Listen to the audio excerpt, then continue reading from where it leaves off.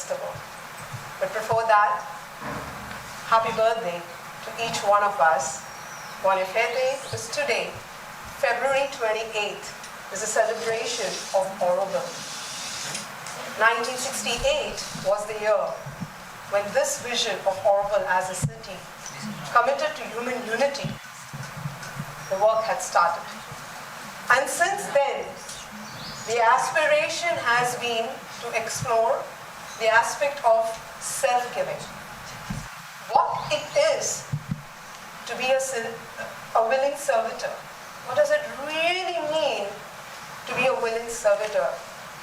And to distinguish it from what does it mean as a servant or a servitor? And what's the essence in our daily life?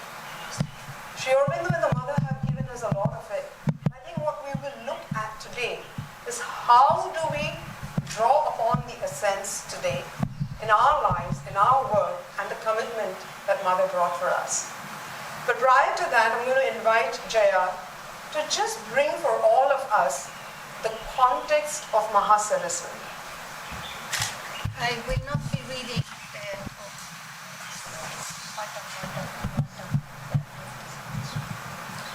Yes.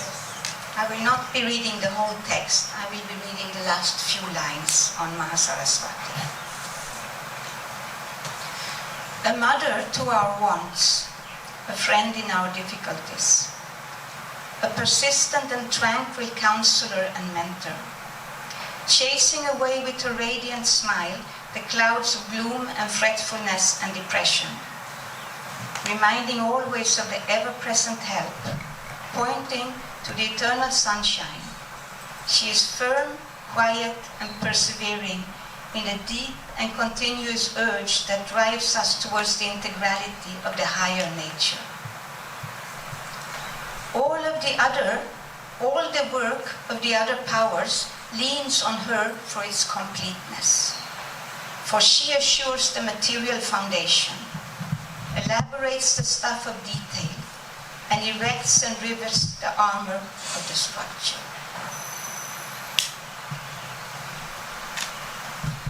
Thank you so much. Thank you so much, Jaya, for that. So, given the context that Jaya just read, I would probably like to start off with, while we know the last line that she is needed for the completeness, maybe I would like to understand, because even before we go into self-giving and willing to be servitor, what's the reason, the aspect of Mahasaraswati, that the other three powers, which is Mahakali, Maheshwari, and Mahalakshmi, that while in each bring their strength, they lean on to Mahasaraswati for the sense of completion or for the completeness. So I'm going to throw open this to the audience, to our distinguished speakers. We have Prabir from Pondicherry Ashram, Shankaran, Narad, Kirti, and Tapas, who is here in Auroville. So, your point of view, your perspective, when you're starting off this, what's the reason or the context for leaning into Mahasaraswati for this? Because I think somewhere it dovetails into self-giving and willing to be a willing servitor. What has sustained me is the fact that I'm taking on to what Kirti has said. I've been brought up in the ashram, and the role of the arts in our school education, for me it was very important. And whatever else we did apart from that, painting, sculpture, dance, music, as instruments to self-development was extremely important as an integral part of our education. So, the other aspect that we have been taught or naturally grow up with is the spirit of service. Whether it was in school or the ashram or farms or whichever department where we went to work as students, it was always with the spirit of service. And that has sustained me all through, from day one of Auroville And just to mention, I was there on the very first day of Auroville as a representation of, chosen by the ashram school, that I would hold the Syrian flag because that country was absent. And so another colleague of mine, he held the bowl of salt, which represents the salt from the ocean because the soil didn't come from Syria. And I held the Syrian flag. So when I was there on that day, very first day, it was a big sense of adventure all through the first concept of Mother's idea of creating Auroville and how we came up to this day of inauguration. And my wish was always how to serve that dream of the mother. Like Roger Anger, the architect, would be meeting the mother every day in 65, 66, 67, 68, until the day of the inauguration was decided, and it happened. He would bring us big sheets of paper in our class and say, please dream, and how would you interpret this dream of Auroville? So we had to do sketches. And not just the dream of the city, but she says, how would you dream the soul of the city? So, coming to talking about the soul of the city in Auroville, for me, in the physical manifestation form, Mother has created this place called Matri Mandir, the Temple of the Mother. And the very Temple of the Mother is built on the four aspects of the Mother. And if you remember, the four pillars are the four aspects of the Mother: Mahasaraswati, Mahalakshmi, Maheshwari and Mahakali. So, symbolically for me, all aspects are important, including Mahasaraswati. But without going into this detail, I would rather feel more inspired to talk about the spirit of service, which we have a tendency to forget, especially in the growth of Auroville. Since I'm connected to Auroville almost from its day one, and I'd chosen this place to be my place from the very first day of Auroville. It was a very powerful experience on the day of the inauguration, and my entire family was present also on that day. Have come. And she said very clearly that this place is to serve before anything else. And serve not just yourself, but also serve that dream that Mother has given us.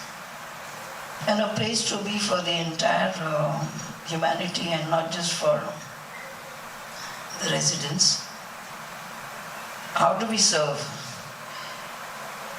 The banyan tree in Matri Mandir, the message for the banyan tree Mother has given, au service de la vérité, to the service of the truth. So while serving in Auroville, when I've chosen to serve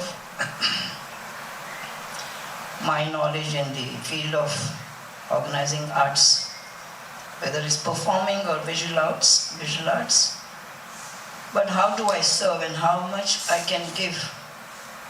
More than asking yourself, what can I get if I choose to be here? And this whole sense of self-giving, one tends to forget by being allowed to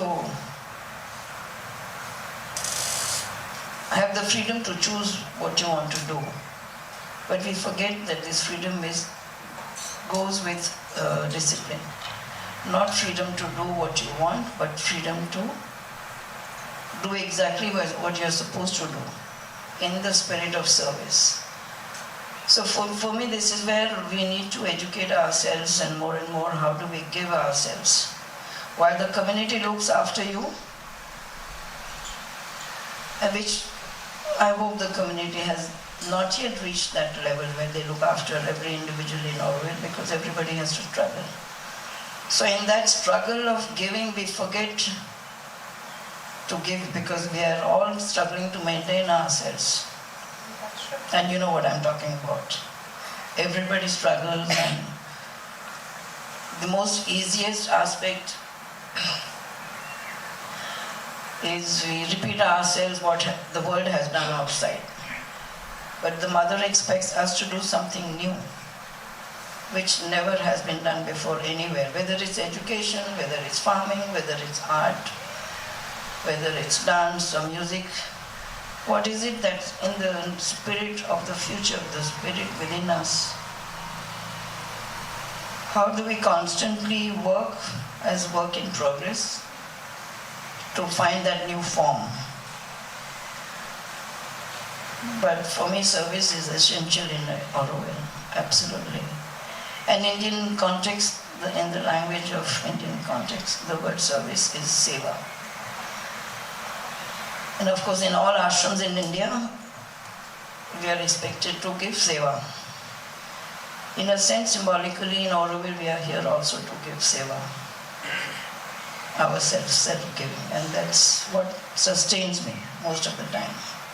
So whenever I pray, I said, may your will be, may the divine will be, and nothing else. And may I always learn to give in all forms. So I never ask, and I try not to ask. And for me, all the time the mother has taken care of my needs. Whether it's my dreams, my desires, my travels, my learning processes all over the planet where I've traveled. For me, this is my home for service. So I can be out anywhere. I may go astray, but then I have to come back here to serve.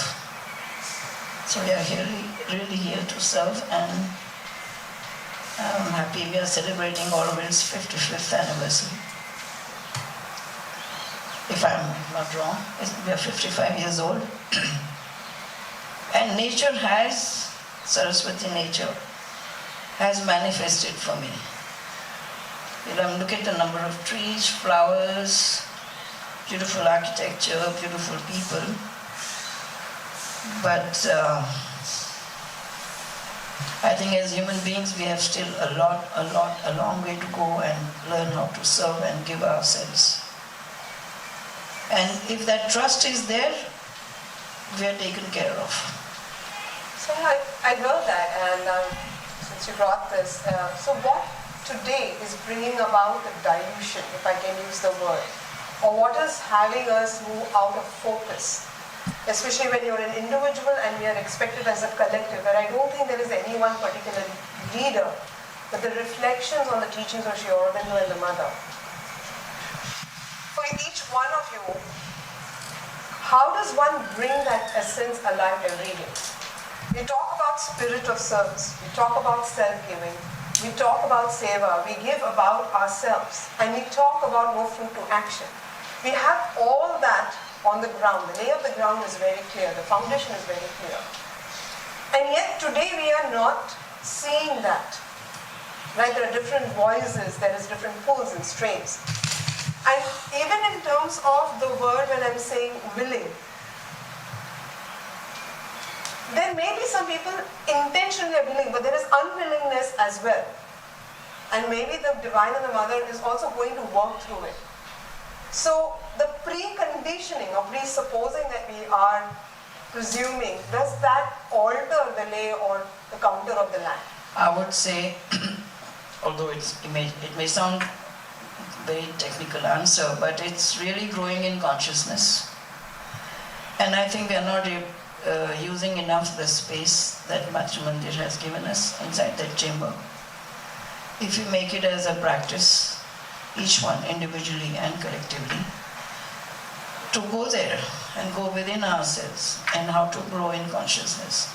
Because it's all about consciousness. In detail,